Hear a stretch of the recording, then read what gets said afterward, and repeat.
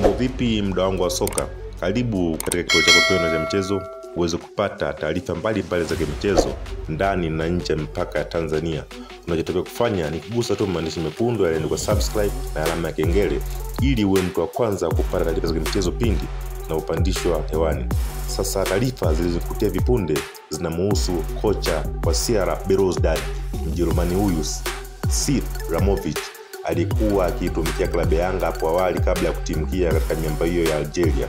Taarifa zinasema kwamba klabu ya Yanga baada ya kuwa na mazungumzo na kocha wao Romain Folz kuterminate mkataba wake baada ya kuwa na mwenendo mbaya wa matokeo hivi punde. Licha ya kupata matokeo, lakini mwenendo wa wachezaji wa klabu umekuwa hauwaridhishi viongozi wa Yanga pamoja na mashabiki kwa ujumla. Sasa klabu ya Yanga na uongozi wake umekuwa ukifanya mazungumzo ya muda mrefu ya kuterminate mkataba wake na Romain Folz, na wakiwa mbioni kumtafuta kocha kuweza kuja kuchukua mikoba hiyo ya Romain Folz katika klabu ya Yanga. Sasa mojawapo ya makocha ambao wanazungumziwa sana ni ex-coach wa Yanga Sead Ramovic anayekutumikia klabu ya Belouizdad pale nchini Algeria kuja kuchukua mikoba hiyo ya Romain Folz. Licha ya Romain Folz kushinda michezo mingi, lakini mwenendo wake unaonekana hauwaridhishi uongozi na mashabiki kwa ujumla. Sasa Sead Ramovic kabla ya kuondoka Yanga alifanya makubwa kwa muda mchache, kwa maana alikuta klabu ikiwa na tempa ya chini sana, japo ilikuwa inapata matokeo chini ya kocha Gamond.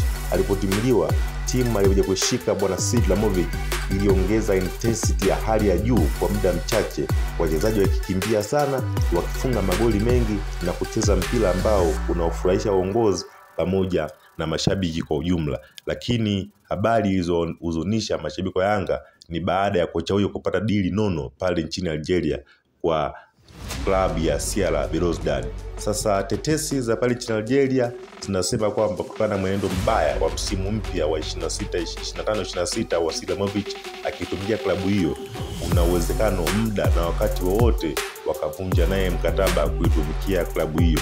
Sasa viongozi wa Yanga wameendelea kuwa na mazungumzo, endapo Sead Ramovic atavunjwa tu mkataba, basi ndio kocha ambaye atakuja kuchukua mikoba ya Romain Folz kunako klabu ya Yanga. Je, wewe kama mdau wa soka na shabiki kindakindaki wa Young Africans una maoni gani? Sead Ramovic arudi ili lile pira la Kijerumani, ile busi achia tuto kwao irudi kunako mitaa ya Twiga na Jangwani ili timu iende kuwafurahisha mashabiki? Drop comment yako hapo chini, usahau kusubscribe ili uwe mtu wa kwanza kupata taarifa pindi zinapandishwa hewani na kituo chako pendwa cha mchezo.